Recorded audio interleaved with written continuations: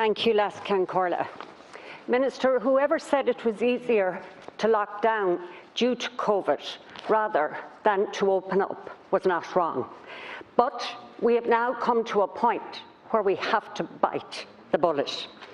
All our actions take place in a context, and while the situation is fluid, the headlines around vaccination, hospitalisations, antigen testing, and now the EU Green Cert are all encouraging. Biting the bullet means we now need clarity on opening up aviation. We need a roadmap to guide us, and we need a funding package that underpins the opening up of the aviation sector that will protect jobs and maintain connectivity. I mentioned the EU Green Cert. We need to know when it will be operational and what the conditions will be. Minister, do we have an indicative date for the introduction of this certificate? People need to know. The aviation sector needs to know. Do we have the operating systems required to manage the use of this cert? Can you assure us of that today? Ministers, there's been a lot of controversy about antigen testing, rapid antigen testing. Ireland is a laggard. It reminds me somewhat of when we had the debate around mask wearing at the beginning. I actively advocated mask wearing from the very start, as did some others. But there was real reluctance from some. The idea that the perfect was the enemy of the good was part of it. But there was also an element of, can we trust the public to wear masks properly? Medical professionals wear masks. They are trained to do so.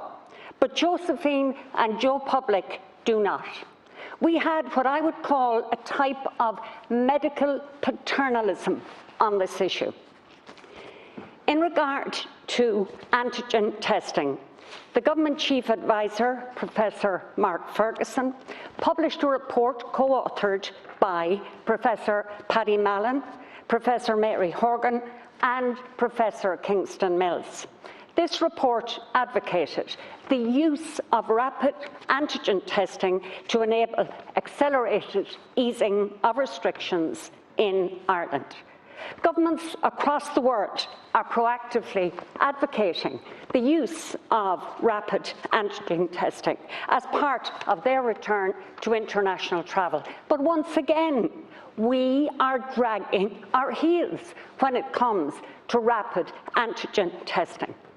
It's not perfect.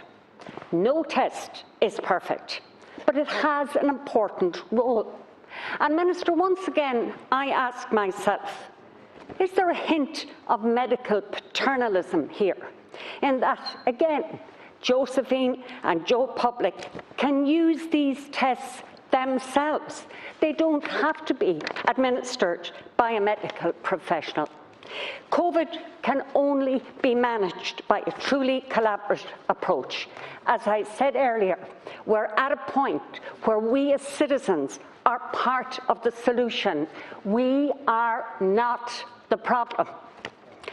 Minister, in regard to Shannon Airport, I once had the privilege of representing County Clare in the European Parliament, and I understand the vital importance of Shannon Airport as an economic driver for the region.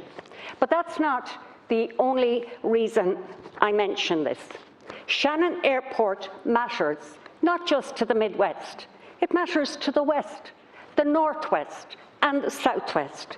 Balanced regional development is literally that, a balance of development for all the regions. If the wide Atlantic Way has taught us anything, it's that where regions cooperate, then the whole is greater than the sum of the parts. And Minister, while it's not specifically relevant to the debate, I want to very briefly mention Sligo Airport. I've brought it up with you on a number of occasions, not in the context of connectivity or COVID, but in the context of search and rescue provision for the West and the North West. It is beyond urgent that funding is channelled to Sligo Airport for safety works already completed. As I said, I've raised this many times, and while I won't labour it today, it needs to be dealt with now.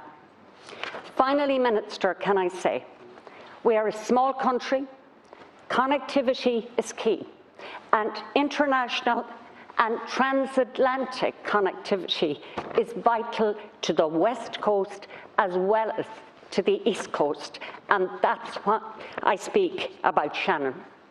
I was actually in this Parliament when the whole process of privatisation of Aer Lingus began in 2006. I opposed it then, and unfortunately, to some extent, the chickens have come home to roost. We have to pay a price for that. So be it, but we must pay it. Selling Aer Lingus was one thing. Allowing it to substantially disengage from the West Coast would be unforgivable.